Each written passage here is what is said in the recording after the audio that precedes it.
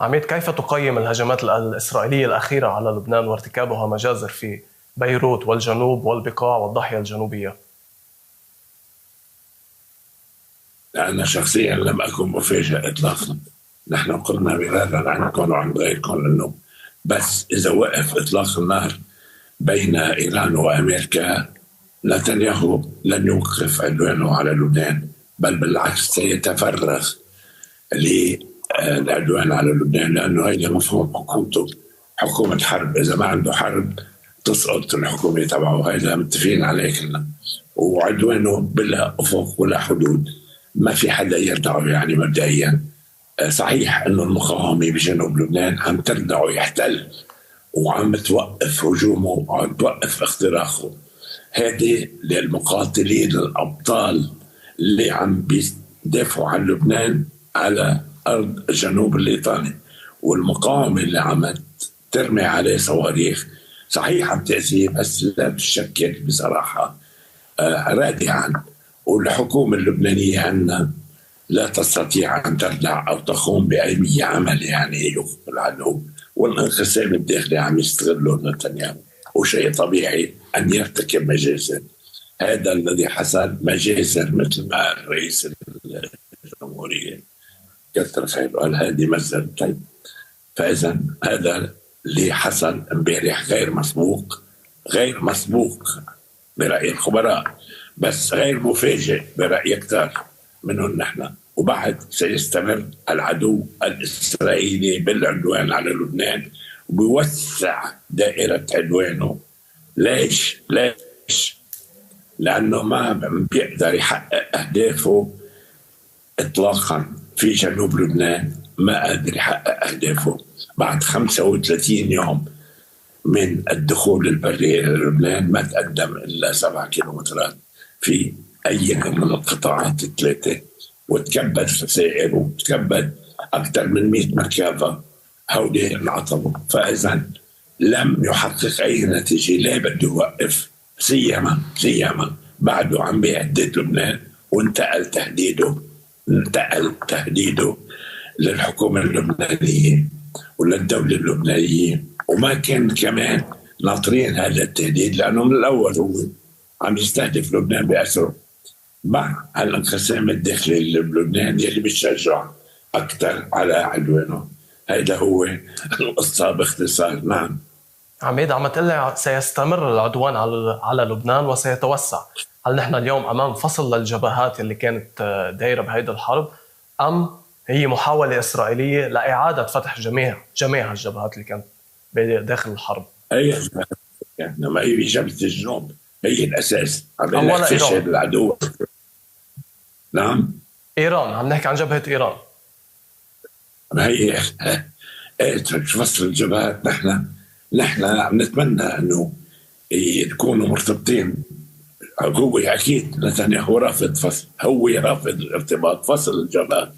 هو فصلهم عن بعضهم. هو أساسا نتنياهو المعتدي على لبنان، شرحت لك يعني الموضوع. هو وقف، اضطر غصبا عن رقبته يوقف الحرب على إيران، لأنه جبره الأمريكاني ومش مرتاح من هذا الفصل، لأنه هو أساسا هو اللي جر الأمريكاني لهذه الحرب العبثية ضد إيران. واقتنع الأمريكاني آخر شيء أنه ما بقى في كفاك وما حقق أي نتيجة، فاستنجد وسعى إلى وقف الحرب. وبعدها هلا تم هذا الاتفاق. هذا اتفاق هش أنا برأيي يعني، وعكتير تأمل ما نتأمل خير يعني، لأنه ممكن أن يخرج بأي وقت. لأنه الفرق بين الشروط البنود المعلنة الأمريكانية والبنود الإيرانية فرق مثل مسافة من طهران لواشنطن. فلذلك هلا بنتأمل خير نحن. إنما يوم الجمعة ستبدأ المفاوضات.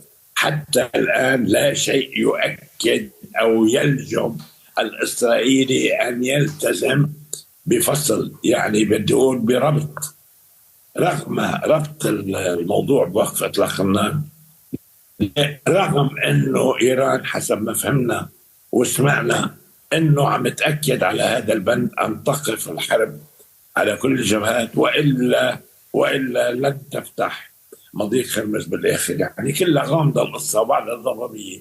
هلا قبل يوم الجمعه فينا نحكي كله حكي. لذلك العدو الاسرائيلي من الان الى الجمعه الى السبت الى الاحد لا يبين شيء من طاوله المفاوضات وتتوضح الامور، بده يضل يعتدي علينا، يعتدي على لبنان. عميد بن ما حضرتك ذكرت انه ايران تضمنت لبنان بوقف اطلاق النار والهدنه، وبين حديث ترامب امس انه ايران لبنان لم يتم وضعه ضمن البنود الاتفاقيه. من نصدق نحن اليوم؟ ما فينا هلا نصدق. اول شيء الرئيس الامريكي يعني اسمح لي اقول لك على ما في على كلام رباط، يعني عودنا بهالشهر الحرب انه الصبح تصريح الظهر تصريح معاكس وهيداك عكس منه. رجل عم يتخبط عم يحكي. هلا اكيد هذا التصريح اللي ادلى فيه انه لبنان مش معناه مزعج جدا ولا ينذر بالخير، ومعناتها يعني اذا بقي هذا التصريح هو ما تغير بعد يومين ثلاثه على لسان الرئيس الامريكي المحترم اللي عم يرأس اهم دوله بالعالم اليوم، وما بدي انا اتعرض له بالشخصي يعني، بس كلام غير متزن وتصرفات غير متزنه اطلاقا.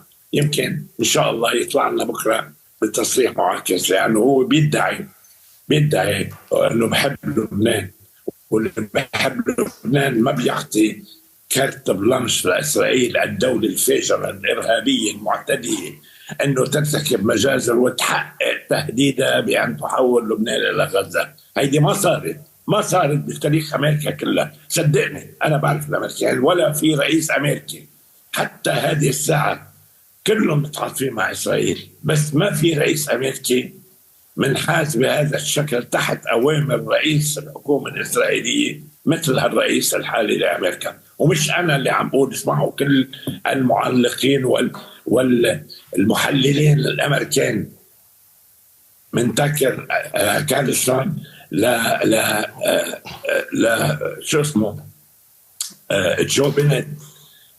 جو تينت ولا حتى رئيس المخابرات البريطانيه السابق. يعني انا بتسمع لهؤلاء وبتمنى من الشعب اللبناني يسمع لهؤلاء ما يسمع لنا نحن، لانه هؤلاء اللي عارفين القصه واللي من قلب العدد وكلهم عم بيقولوا انه هذا الرئيس الامريكي ارتكب جرائم بحق امريكا قبل ما حق العالم وحق ايران وحق الناس، ولانه صاع لاوامر نتنياهو